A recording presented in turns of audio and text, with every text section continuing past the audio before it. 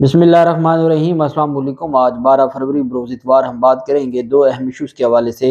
Lahore high court में तौहीन अदालत की दरख्वास्त दायर होने जा रही है इलेक्शन कमीशन के ख़िलाफ़ और गवर्नर पंजाब के ख़िलाफ़। उसकी तफसील मैं आपके साथ शेयर करूँगा।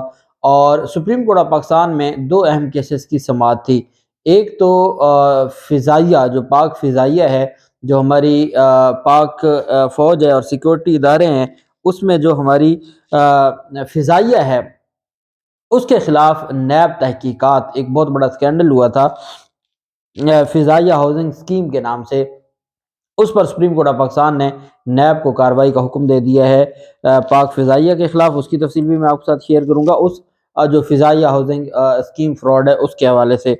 और साथ हम बात करेंगे पाकिस्तान तहरीक इंसाफ ने खैबर पख्तूनख्वा में बल्दियाती नुमाइंदों को मुअत्तल करने के हवाले से जो पेशावर हाई कोर्ट में इसको चैलेंज किया है और दरख्वास्त दायर की है, उसकी तफसील भी मैं आपके साथ शेयर करूँगा।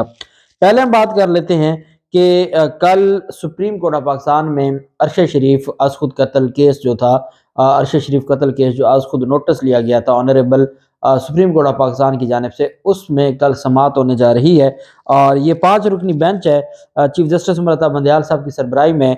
और इसमें जस्टिस एजाजुल हसन साहब हैं, जस्टिस मुनीब अख्तर साहब हैं, जस्टिस जमाल खान मंदोखेल साहब हैं और जस्टिस मोहम्मद अली मजहर साहब हैं। ये 5 रुकनी बेंच है। इसमें JIT UAE और कीनिया गई थी और वहाँ से report supreme court of Pakistan में जमा करवाई जाएगी।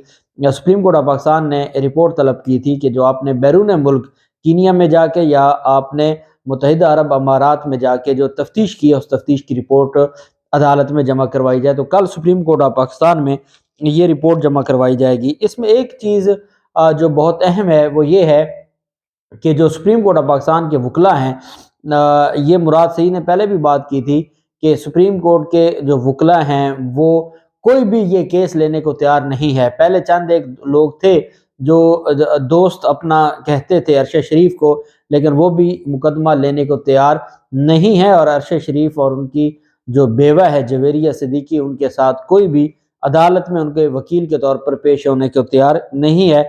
तो ये एक इंतहाई बदकिस्मती है और ये जो मामला है इसको हर हाल में आइन और कानून के मुताबिक ही देखा जाना चाहिए और चीज़ों को बेहतर अंदाज में चलाना होगा। जबकि सुप्रीम कोर्ट ऑफ पाकिस्तान में एक केस की समाअत थी चीफ जस्टिस उमर बंदयाल साहब की सरबराही में। तो चीफ जस्टिस साहब ने ये रिमार्क्स दिए हैं कि मुल्क दिवालिया नहीं हो रहा, हुकूमत करेंसी स्मगलिंग रोकने के लिए इकदाम करे। चीफ जस्टिस ऑफ पाकिस्तान ने ये रिमार्क्स दिए 3 रुकनी बेंच समाअत कर रहा था। अदालत ने सुपर टैक्स से मुतल्लिक तमाम दरखास्तों को यकजा कर दिया ताकि इन सब की मुश्तरका समाअत की जा सके। समाअत की इब्तिदा में FBR के वकील फैसल सिद्दीकी ने सुप्रीम कोर्ट में दलाइल दिए कि सुपर टैक्स केस में लाहौर हाई कोर्ट का हतमी फैसला आ गया है। लाहौर हाई कोर्ट ने हतमी फैसले पर अमल दरामद 60 दिन के लिए मुअत्तल भी किया है। सुप्रीम कोर्ट ने सुपर टैक्स के तमाम मुकदमात को यकजा करके आइंदा हफ्ते मुकर्रर करने का हुक्म दिया। FBR के वकील फैसल सिद्दीकी ने दलाल देते हुए कहा कि टैक्स केसेस में अक्सर सुप्रीम कोर्ट 50% कंपनियों को जमा कराने का हुक्म देती है। कंपनियों की जानिब से वकील फरोग नसीम ने दलाल दिया कि लाहौर हाई कोर्ट का हतमी फैसला आने के बाद अबूरी हुक्म के खिलाफ FBR की दरखास्तें गैर मौसर हो चुकी हैं। अदालत दरखास्तें गैर मौसर होने के बाद 50% सुपर टैक्स की अदायगी का हुक्म नहीं दे सकती। चीफ जस्टिस साहब ने रिमार्क दिया कि केस आइंदा हफ्ते समाअत के लिए मुकर्रर किया जा सकता है। मजीद कहा कि FBR ने अच्छी नीयत से सुपर टैक्स लगाया है। उन्होंने रिमार्क दिया कि मालूम है कि शेल पाकिस्तान पहले ही करोड़ों रुपए का टैक्स अदा करता है। इस पर FBR के वकील फैसल सिद्दीकी ने कहा, अभी मैं FBR की वकालत कर रहा हूँ। FBR के वकील फैसल सिद्दीकी ने कहा कि मुल्क अगर डिफॉल्ट हुआ तो वफाक की नुमाइंदगी भी करूंगा। इस पर चीफ जस्टिस ने रिमार्क्स दिए कि पाकिस्तान दिवालिया नहीं हो रहा।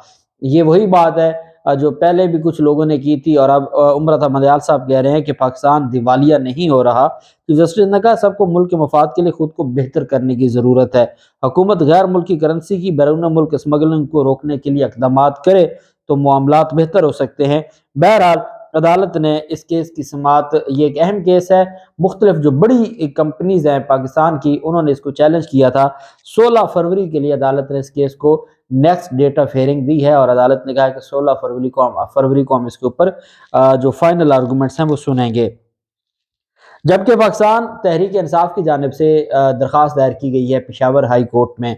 अब ये जो दरख्वास्त है, चूँकि पेशावर हाई कोर्ट कल के लिए 13 फरवरी के लिए نوٹس جاری کیا تھا الیکشن کمیشن وغیرہ کو، اور جس میں یہ کہا گیا تھا کہ الیکشن کی تاریخ اناؤنس کی جائے کے پی کے میں بھی۔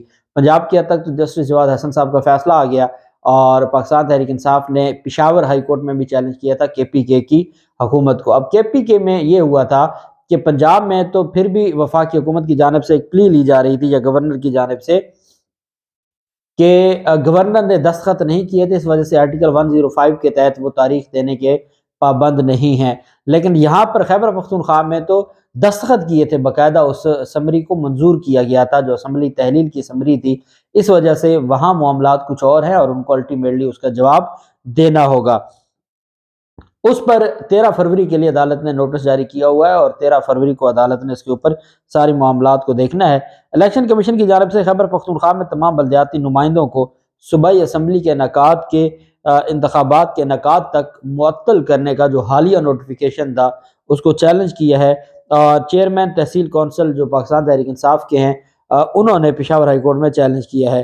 درخواست میں محمد اسحاق خان خٹک جو نوشہرہ تحصیل کونسل کے سربراہ ہیں اور سابق وفاقی وزیر پرویز خٹک کے صاحبزادے ہیں، انہوں نے بھی عدالت سے استدعا کی کہ 3 فروری کو جاری کردہ نوٹیفیکیشن الیکشن کمیشن کے نوٹیفیکیشن کو کالعدم قرار دیا جائے، جس کے تحت صوبے میں انتخابات کے انعقاد تک بلدیاتی نمائندوں کو اپنا کام کرنے سے روک دیا گیا ہے۔ انہوں نے درخواست کے نمٹانے تک نوٹیفیکیشن کے خلاف حکم امتناع کی صورت میں عبوری ریلیف بھی طلب کیا گیا ہے۔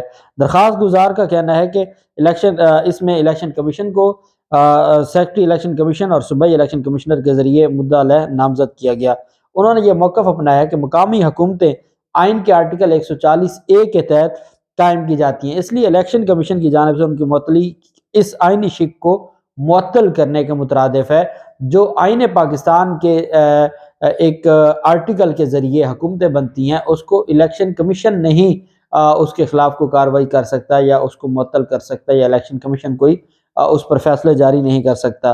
درخواست گزار نے کہا کہ مقامی حکومتیں نہ صرف ملک میں جمہوریت کی مضبوطی کے لیے ضروری ہیں بلکہ لوگوں کی فلاح و بہبود کے لیے گڈ گورننس کو یقینی بنانے کے لیے بھی ضروری ہیں۔ انہوں نے کہا کہ وہ عوام کے دیگر منتخب نمائندے اپنے فرائض اور ذمہ داریاں انتہائی جوش و خروش کے ساتھ انجام دے رہے تھے، لیکن الیکشن کمیشن نے اچانک 3 فروری کو معطل کر دیا۔ اب الیکشن کمیشن کیا چاہتا ہے؟ الیکشن کمیشن کو پتہ ہے کہ پاکستان تحریک انصاف بیٹھی ہے، پاکستان تحریک انصاف کے لوگ ہیں جو بلدیاتی نمائندگان کے طور پر خیبر پختونخوا میں، اور اس کے لیے چونکہ ہر صورت میں پی ڈی ایم کو ریلیف دینا ہے، ہر صورت میں فضل الرحمان کی چھوٹی سی جماعت کو بڑی جماعت بنا کے پیش کرنا ہے، اور چونکہ فیصلہ ہو چکا ہے کہ عمران خان کو گرانا ہے، اس وجہ سے جو نمائندے تھے بلدیاتی ان کو بھی ہٹا دیا گیا ہے، جو انتہائی غیر آئینی عمل ہے، کیونکہ جو بلدیاتی نمائندے ہیں وہ لازم و ملزوم ہیں ہمارے سسٹم کے لیے اور ان کو نہیں ہٹایا جا سکتا، لیکن یہاں ایسا بھی کر کے دیکھ لیا گیا ہے۔ اب مجھے امید ہے کہ کل پشاور ہائی کورٹ اس نوٹیفیکیشن کو معطل کر دے گی۔ سپریم کورٹ نے نیب کو فضائی ہاؤسنگ اسکیم فراڈ میں ملوث اصل افراد کے نام سامنے لانے کا حکم دے دیا۔ چیف جسٹس آف پاکستان کی سربراہی میں سپریم کورٹ کے 3 رکنی بینچ نے فضائیہ ہاؤسنگ اسکیم کراچی میں فراڈ کے ملزمان کی بریت کے خلاف نیب اپیلوں پر سماعت کی۔ نیب پروسیکیوٹر نے بتایا کہ سندھ ہائی کورٹ نے فضائیہ ہاؤسنگ اسکیم میں فراڈ کے ملزمان کو بغیر سیکیورٹی بری کر دیا ہے۔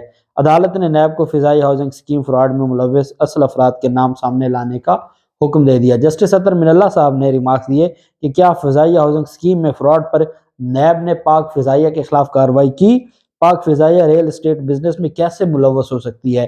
آئین کے تحت پاک فضائیہ ریل اسٹیٹ کاروبار میں حصہ نہیں لے سکتی۔ مرکزی ملزم کوئی اور تھا، نیب نے ادائیگیاں کرنے والے کو پکڑ لیا۔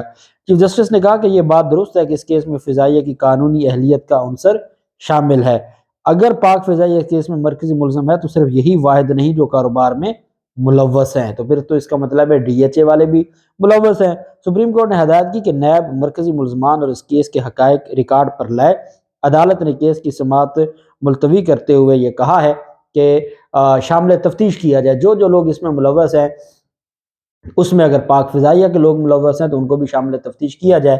چیف جسٹس عمر عطا بدیال صاحب بیسیکلی یہ کہنا چاہتے تھے، جب اطہر من اللہ صاحب نے کہا کہ پاک فضائیہ کے خلاف کیوں نہیں کارروائی کی گئی، تو اس میں پھر چیف جسٹس عمر عطا بدیال صاحب نے ایڈ کیا کہ اگر اس کو آپ مرکزی ملزم ڈکلیئر کریں گے اس فراڈ سکیم میں، تو پھر کاروبار ریل اسٹیٹ کا جو کاروبار ہے وہ تو باقی ادارے بھی کر رہے ہیں، بہرحال عدالت نے یہ حکم جاری کیا ہے اور عدالت کی جانب سے نیب کو فضائی ہاؤسنگ اسکیم فراڈ میں ملوث اصل افراد کے نام شامل کرنے کا حکم دے دیا ہے۔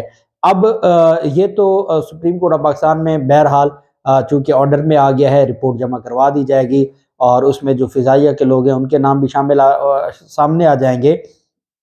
اہم چیز یہ ہے کہ پاکستان تحریک انصاف نے الیکشن کمیشن پر دباؤ بڑھاتے ہوئے آج اعلان کیا ہے فواد چودھری نے کہ توہین عدالت کی درخواست ہم دائر کرنے جا رہے ہیں الیکشن کمیشن کے خلاف، چونکہ جسٹس عواد حسن صاحب کے فیصلے میں کہا گیا تھا کہ امیجیٹلی تاریخ اناؤنس کرنی ہے، لیکن اس فیصلے کو 48 گھنٹوں سے زائد گزر گئے ہیں، الیکشن کمیشن کی جانب سے کوئی تاریخ نہیں دی گئی، نہ ہی کوئی اعلان کیا گیا ہے۔ اظہر صدیق ایڈوکیٹ صاحب جو منیر جو پٹیشنر تھے ان کے وکیل ہیں، اور جو 4 پٹیشنز تھی اس میں ایک منیر کی بھی پٹیشن تھی، انہوں نے یہ کہا ہے کہ ہم نے کنٹیمپٹ آف کورٹ جو توہین عدالت ہے وہ تیار کر لی ہے، اور توہین عدالت میں ہم الیکشن کمیشن کو بھی اور گورنر کو بھی ان کے خلاف بھی کارروائی کرنے جا رہے ہیں۔ صبح سویرے 13 فروری کو توہین عدالت کی درخواست دائر ہو جائے گی۔ تو الیکشن کمیشن نے بھی کل کے لیے اجلاس طلب کیا ہوا ہے، الیکشن کمیشن کو پتہ ہے تاریخ نہیں دیں گے تو ان کے خلاف توہین عدالت کی، اور یہ بہت اچھا ہے کہ ٹائم نہیں دینا چاہیے، آپ کو توہین عدالت کی درخواست دے دینی چاہیے، اگر وہ تاریخ دے دیتے ہیں تو آپ وہ واپس لے لیں گے، تاریخ نہیں دیتے تو پھر یہ معاملہ آگے چلے گا۔ جو بھی تفصیلات ہوں گی آپ کے ساتھ شیئر کرتے رہیں گے۔ اللہ پاک پاکستان کا حامی و ناصر ہو۔ بہت شکریہ۔ اللہ حافظ۔ پاکستان زندہ باد۔